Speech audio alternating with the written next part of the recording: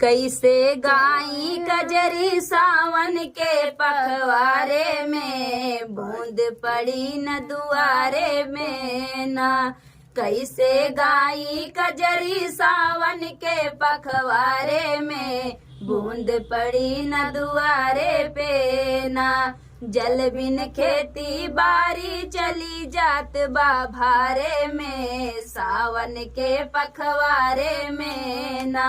जल बिन खेती बारी चली जात बा भारे में, सावन के पखवारे में ना।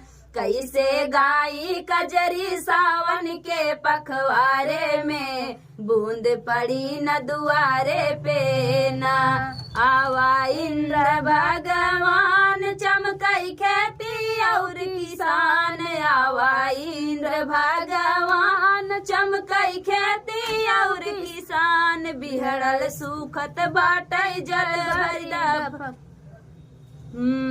बिहड़ल सुखत बाटई जल भरिदा फरवाड़े में, पोखरा और इनारे में ना। बिहड़ल सुखल बाटई जल भरिदा फरवाड़े में, पोखरा और इनारे में ना। कैसे गाई कजरी सावन के पखवारे में, बूंद पड़ी न दुआरे में ना। इतना पानी दा बरसाए तुलसी जी हरियर हो जाए, इतना पानी दा बरसाए तुलसी जी हरियर हो जाए। इतना जिन बरसा की आफत होई खेतारे में, पानी चुवैयो सारे में ना।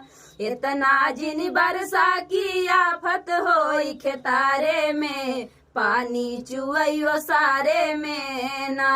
कैसे गाई कजरी सावन के पखवारे में, बूंद पड़ी न दुआरे में ना।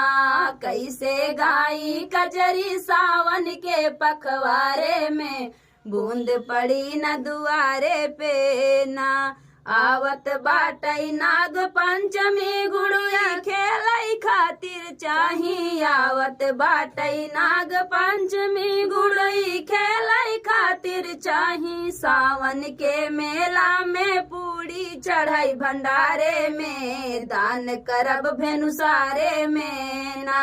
सावन के मेला में पूरी चढ़ाई भंडारे में, दान करब भेनुसारे में ना।